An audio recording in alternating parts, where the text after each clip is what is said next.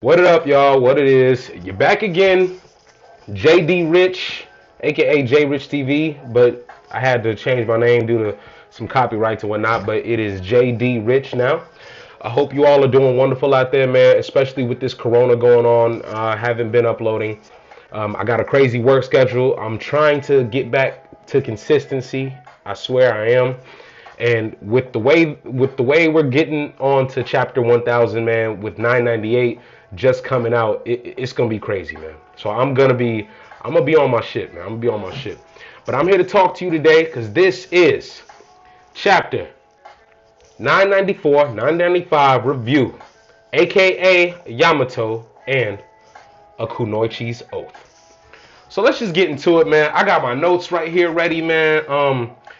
Wow, let me just go back. This has just been an exciting week. Oh, and 954 came out. You have to watch that episode. They showed Zoro's mom. Now, and I'm going to be covering that in another video, but I'm not going to talk about that now. So check this out, y'all. All right, man. We got the Scabbards and the Minks still fighting. You know what I'm saying? Kiku is just recovering off of a lost arm from 993. And if you saw at the last of 993, her arm got her left arm, I believe, got sliced off completely. Now, in this chapter right here, at the beginning, we get Kinemon cauterizing it safely, with his Foxfire sword. Hopefully, that, and it does work. It does heal her wound. And that, I just got to admit, man, that would be some to go through, man. Just getting your arm cauterized after losing it, like literally taking a hot ass blade on fire. Ooh. And the thing is, you have to do it because it's like, yo, you're gonna bleed out. So check this out. Kaido goes into this monologue, this very deep monologue, talking about Whitebeard liked you guys, so did Roger and whatnot, and even I like you, but you'll never be Odin and shit like that. And he said also, this is so deep, this resonates. It is only within the times of death, I'm paraphrasing, it is only within death that humans truly obtain perfection. Wouldn't you agree? Me personally, I kind of would. That's some deep stuff to think about because it's basically implying like when you're faced against death, when you're faced against death, right? Even in real life, you are gonna be you're gonna be so unapologetically, authentically yourself in your last moments because you have nothing else to prove. You have nothing else to give. All you have is just to stay true. So I really resonate with that, with what Kaido said right there, because that was some deep stuff. But, man. Whew. Kinemon uttered back to him as Kaido said, let's finish this. And he's transforming from his dragon form to his regular human form, which kind of hints at something. I think that right there indirectly tells me that he is a natural dragon who possibly ate some type of human model fruit, maybe Oni, because Oni is technically a Japanese beast. Now check this out. Kinemon says, man, please, being killed by you would bring us no honor. It'll only bring us more shame. I'm paraphrasing. You got to get with me in my paraphrasations, man. I just made that up. Forgive my redundance, whatever. But this is One Piece we talking about, man. This is One Piece. Also, shout out to Matt Owens. I caught him at the Reverie. I was there. Oh, man. I love your story, man. Much love to you, and I know you're going to kill it on the live action special. Talking to you was so fun, man, and listening to you tell your story about how you met Oda and just explaining everything, man. So much to go over, just too much to really put inside of a video right now. Maybe I'll talk about that later. But still, man, shout out to Matt Owens, man, and everybody at that Reverie last month or so. Anyway, on the first floor, we got Luffy, Sanji, and Jinbei just rummaging through folks. Come, and running at the same time, trying to get to the top to join the fight. Now, as they're going up there, these gifters, man, they just get Oda, you get more brilliant by the minute, man. These gifters, you got Hamlet and Fortrix. One happens to be a chicken with his head, a chicken gifter, whose head comes out of the ass of the chicken and the rest of the body is the chicken itself. Then the other gifter is hanging from he's basically a giraffe, hanging from the neck, got a giraffe body, but your body is at the top, basically the giraffe's head. Bruh, Oda, You are tripping me out. Every time I see these gifters, I be thinking I'm high. Like, but no, I'm just playing. I did smoke earlier. But anyway, they start talking trash, saying that they suck and whatnot, and then oh my goodness, man, Sanji just kicks the hell out of them and says the way you spam is annoying as they're trying to transform and somehow attack them. And Luffy and Jinbei are trying, they run right through them. Them gifters are nothing. I don't know why we still talking about them. But still, though, Oda, amazing with these gifters. Your designs, they keep getting more ridiculous, but I love it. Everybody does, I'm pretty sure. Now, the ninja, the samurai, back on the live floor, man, with Queen's like madness and that plague spreading out with them ice bullets. The ninja, the ninja for the rebellion, the samurai for the rebellion, and also the Oniwan Bashu are all trying to find a way to each defend themselves. So it's like everybody for themselves at this point because this virus is knocking everybody off. I'm talking from your gifters, pleasures, whatever, from the good guys, bad guys. You get touched, you done. As so it would seem. Now, Omasa, one of Hyugoru's men. Omasa, he contracts the ice bullet disease, man, and he is so worried about harming his own friends, and I respect this because he's willing to take his own life instantly before he lets the disease spread. Now, that's when Hyugoro himself threatens, like, hey, hold up, we ain't going out like no suckers. I'll kill you myself before I just let you take your own life due to some sick disease. You know what I'm saying? Just be patient. So Hyugoro is staying calm, and Hyugoro is full of faith right now, full of faith, full of belief. He's just his resolve that they're gonna win, and not. I mean, I wouldn't say that they're gonna win, but his resolve and might to not get flustered during this battle is just so overwhelmingly inspirational, man. Considering everything he's been through. I told you, man, I gotta look at my notes because it's a lot to go over, man. I've been slacking, and so you just gotta forgive me, guys. Now we also, what else are we talking about? Zoro, Robin, and Chopper, they're all defending themselves, trying to talk amongst themselves, finding out a way to, like, how they should handle the soldiers, whether they should leave them be or whether they should fight them and take them all down. But Queen chimes in and he says, if you leave them be, you're going to die within an hour. That's how long y'all got. Anybody who contracts the disease has just 1 hour. So, now, Queen later on goes on to a gimmicking, shouting monologue, only to hand Apu the antibody. And before he handed Apu the antibody, Apu was actually trying to get out. So then they show Queen throw it to him, and basically it's like a game of tag. You're it. Everybody has to catch Apu. Everybody is just going in. It's going down, man. It is crazy. It is crazy. So anyway, as Apu is running, you see Zoro, Drake, all the soldiers, man, slicing at him. Apu basically has to play keep away for basically an hour. He has to attempt to keep the virus from them for an hour, and then everybody dies. If he can do that successfully, then this rebellion is cut short. All hope is lost, and we're screwed. Now, some more drama going on. Yamato. Oh my goodness, man. Yamato, as you know from last chapter, she stepped in and stopped Sasaki from getting Shinobu and Momo. And as Yamato is standing there, Yamato's letting them know, like, yo, I was there on Oden's execution day, and I read Oden's book, his travel log. I'm not even sure if I'm saying it. His pirate log book. That's the technical. That's kind of a technical term. I'm pretty sure it's not the official technical term, but you get what I mean. Basically, reading his logbook, she was inspired by how he lived, and it moved her to tears. She was also there on that execution day, so she heard Shinobu's words, and she was only a little girl. Also, she actually attempted to try and save Momonosuke as a little girl. And the thing is, her and Momo would actually be damn near the same age, I believe, if Momo didn't go into the future and somehow survived in the past and was still alive. But here's the thing. Momo tried, as a little girl, as a kid, tried to save Momonosuke, and what did she run into? Kaido holding him by the neck, ready to throw him off of that building in his own kingdom. And she witnessed Oden's death, man. It was just crazy. And it's crazy, you know, I went to go look back in the chapters. I really don't see her there. Maybe somebody else can spot her before me. I hope somebody does, because I would love to go back and look again just to see Yamato for myself. as a little girl, as a little kid, watching that execution. But man, yo, Yamato is a tank. She literally takes like a big ass missile, just takes it, boom, barely any scratches at all, not even a nosebleed. And Momo's just sitting there like, how are you unarmed?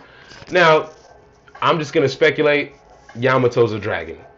Kaido has to naturally be a dragon, and for him to have a daughter, I think that what happened was with how can I say this? Two things. One, I believe that how Yamato was conceived, I believe that Kaido either ate his human fruit and met a human woman and was able to have a child that way who had the properties of a dragon, or Yamato was a natural dragon that was also born out of a result of Kaido while having his human fruit. So let's say Kaido had his human fruit and Yamato was born, right? Let's just say Yamato is born a human, but like, no, let's just say Yamato is born a dragon, but is she, how does that work? Would she come from a human or would she come from a mother dragon? Because Kaido ate the human fruit, and Kaido had to have his devil fruit at the time he sired Yamato. But who with? But I'm gonna come back to that later. Forget all that. Anyway, Yamato tells Momonosuke, like earlier, I introduced myself as Odin, your father, but I'm Yamato, and I'm prepared to die for you.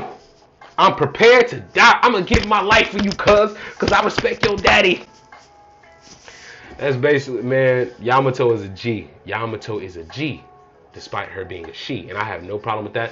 But it's just, no offense to the LGBTQ people, but her identifying as a man, people read into that too much. It's just her identifying as Odin because she's inspired by the individual he was and who he is in general. It's not about her identifying as a man, the gender itself. She's identifying as a specific man, a man of great honor and great value and great prestige. Now, oh man, that was a hell of a chapter. I gotta give that one a 4.5 out of 5. I mean, Oda, you do us justice, man. But now, I gotta talk about 995. A Kunoichi's Oath. Shout out to Tama. Okay, now, 995, we start out with Marco and Big Mom, man. The former 1st Division commander of Whitebeard's ship, the Moby Dick, clashing with Big Mom. It is just so beautiful. We get a spread of her going at him with Prometheus and him just going at her with his wing. And the thing is, his flames are damaging Prometheus. The flame of revival. See, it may not burn, but that doesn't mean that it can't still damage. See, that's what people misunderstood. See, it has an offensive mechanism too, as opposed to other flames. Even against humans sometimes, I guess. But see, with Marco, what's so amazing about him being here is the advantage and the weight that he gives to this battle is just unhinged. Now, as Marco and Big Mom are clashing, man, Big Mom grabs him. She gets him by the neck, tells Perospero, hey, yo, take his ass out. I'll hold him. Come on. It's like Piccolo and Goku trying to take down Yamcha. Like, y'all remember that game? You had to do that. Oh, my God. If you played the Nintendo 6, it was either on the 64 or the PlayStation 2. I think it was the 64. You had to wind that button and keep Raditz' ass still. And then the thing is, you had to try it with Piccolo's side. You had to try it with Goku's side. Crazy. Anyway, Perospero is about to hit him with a Cupid's arrow and send his ass to meet his love in the afterlife. Bad attempt at a joke, I know. Anyway, Carrot and Wanda come through. Mink shouties on they Sulong hot girl-ish. On they Sulong hot girl-ish, man. They come through and they hit him with a Mondaba moon raid, slicing him with electrical sword, claw, whatever. And then they get into the whole dialogue about Pedro and how Perospero killed him when really Pedro blew himself up. Now, Perospero was right. Pedro technically blew himself up to sacrifice himself to make sure the Straw Hats make it to their destination. I respect Pedro for that. Pedro, you a G and forever will be a Nakama. Also, let's get into it, man. Back while we're at it, Big Mom charges off to go back and to try to go and try and catch up with Kaido. And she, a keynote here, she says, Marco, I don't have enough souls to deal with you right now. And it's really pointless. And I don't know it's ridiculous to really be on the sidelines of the battlefield. But whatever, you can do what you want. If you want to kill me, do it later. I'm paraphrasing, guys. I'm paraphrasing. But she said she didn't have enough souls to deal with Marco. So what I want to know is, if she did have enough souls, how would that have turned out? Because Marco did highlight he knows how dangerous he can be. And could that have been a tell at Marco being present during the God Valley era? Which I probably think not. I just think in general he might have clashed. As a crew, Whitebeard's crew might have had clashes with Big Mom naturally. But as far as God Valley goes, yeah, Whitebeard didn't even have a crew, I don't think. Whitebeard didn't have a crew. He didn't. So forget I said that. But anyway. Oh yeah, and I'm caught up on all the manga chapters that come out. It's just that I'm not caught up on releasing reviews for them, guys.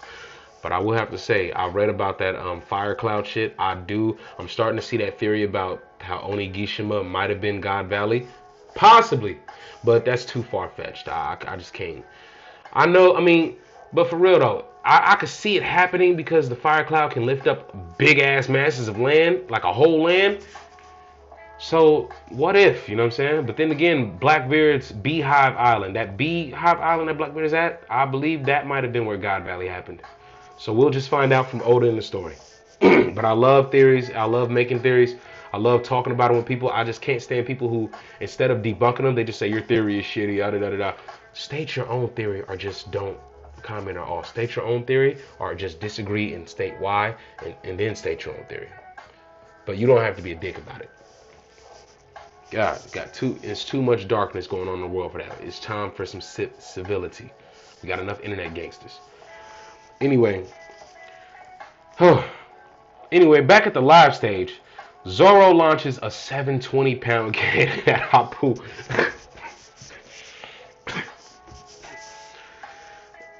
It trips me up because this man missed, and I'm like, that's normally something that he wouldn't miss. It would normally, if anything, it would have to get deflected by a stronger opponent.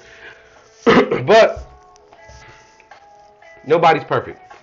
Anyway, Apu misses the getting hit by a hair.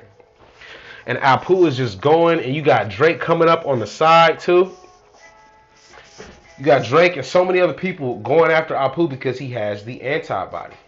Now, as far as the ninja, the samurai, and the Oniwanbashu, they're all trying to defend themselves. Now, what I got to say, the reason I'm bringing them up is because the Oniwanbashu, I see everybody there fighting except for Fukuro Kujo. Because remember, guys, I think 3 chapters earlier, maybe 2. It was either the chapter after Kaido sliced off Orochi's head. There was a screech, and Fukuro Kujo went to go check on that noise. And I think that screech was the screech of a dragon. Specifically a Hydra. And I'm only saying Hydra because it's like this. I know Orochi's fruit is a model no Orochi, but I'm just saying his fruit is inspired from Greek mythology. Because if you cut in Greek mythology, Hydra dragons, if you cut one head off, just one, 2 more grow back.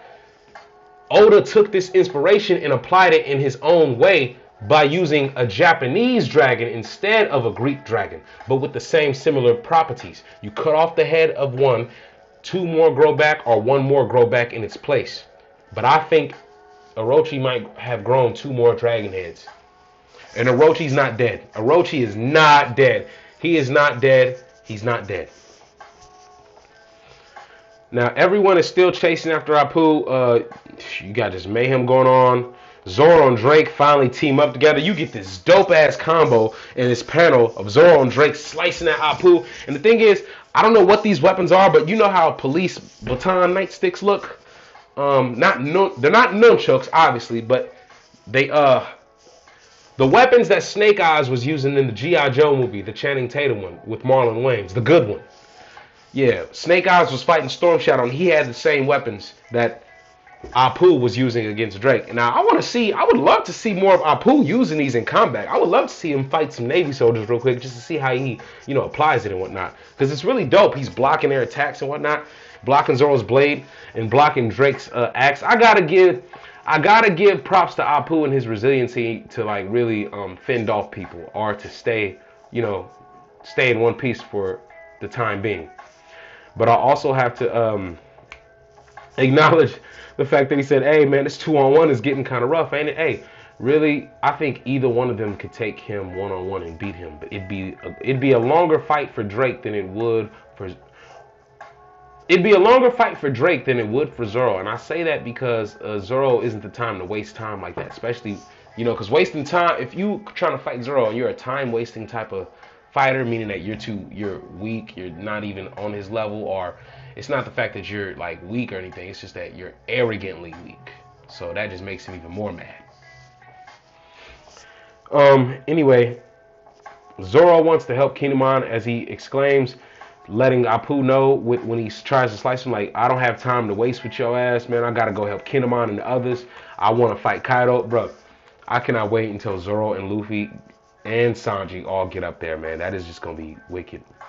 But Sanji got caught by Black Maria, and I shouldn't even be talking about that because I'm talking about 995. I'm caught up, but I'm just uploading. Man. Drake reveals that he's always hated Apu. I mean, he seems like that type that you would hate. Apu just, all personality alone, Apu just comes off as a straight up op. Like, you just don't rock with him, man. Like, I can't with this dude. Yeah, Drake has always hated that man. I want to know more about the history between them. What kind of interactions have they had?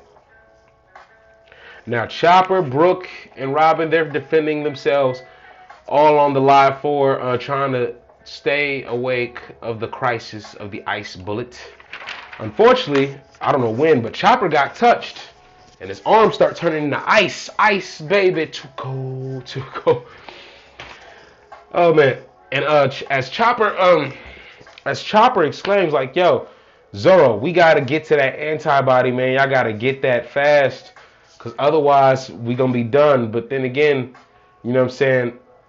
Oh, yeah, earlier, Marco heard the commotion, and he's coming in the live floor. He's going to be coming into the dome. I can't wait for that to happen. So anyway, Chopper realizes that he might die. You know, he's panicking. Then you got Queen bragging about it. Queen is still... oh, this is crazy because as Chopper is suffering right now, Queen goes on the lines of looking at bounty posters. And as he's looking at these bounty posters, right? Queen, he mentions, oh, so that's Zoro, huh? All right. It's best to take out their first and second fighters instantly. So he was clearly talking about Zoro and Sanji. Now, that right there, he's clearly highlighting. People took that and went crazy on power scaling with Zoro and Sanji. That war will forever go on, but I'm a Zoro head myself, but I do not have any qualms with Sanji whatsoever. I like him as a character still. I just feel like Oda did downplay him a little bit after the time skip. But check this out. Hold on. But anyway, check this out though. Zoro. Let me see. Yeah, Queen. I'm sorry. Queen mentions, yo, even Vince Smoke Judge's son is a part of the crew. Who would have thought of that? It's best to take out the second and third best fighters early on. So as Queen's like contemplating what to do, coming up with some explain, what is his connection to the Vince Smoke family or just Vince Smoke Judge in general? Did he do some work with them? Did he steal some supplies for them? Did he have a skirmish with them? What is the deal with all that? Or did they just do business? And I believe it might have been just business. It's been a crazy chapter. Oh, and to top it all off, Usap and Nami versus Page 1 and Ulti. Man, this shit is crazy. Usap fires a devil green star at them. Usap gets Ulti inside of his Venus flytrap devil green star. I know I'm probably getting the name wrong, but you know what I mean. It's basically kind of like a Venus flytrap, just trying to eat at her and chomp on her, and she screams for Pepe's help. So Pepe casually comes and bites it off and says, you really don't need my help, man. You handle some damn house plant. Like, what's wrong with you? So then Usopp tries again with the bamboo javelin star. And then they crush right through that. I mean, they're dinosaurs, man. Their skin is literally damn near impenetrable itself. Damn near, but it can't be penetrated. So anyway, You got them charging at Usap when I say they got it cracking, I mean, Alti hit him with that skull cracker, that skull cannon, and booked his man. I mean, really, she laid that man out. And then on top of that, you got Nami laying on the ground over there from some damage, already getting messed up by Alti. And they just started claiming like, yo, all right, we'll give up. You know what I'm saying? It's basically showing the pre-time skip Usopp and Nami. You know what I'm saying? Showing flashes of who they were before. They're cowardly characters before. Not that they were, I'm not saying that they were cowards, but they had cowardly tendencies. Now then Nami says like, yo, don't hurt him, don't kill us, we'll leave, but da. We give up, supposedly. You know what I'm saying? Alti threatens to spare her life if she says one thing, that Luffy will not beat Kaido, he'll never become king of the pirates. Well, that's two things, but she wants to say it is one. So don't screw you in your technicalities.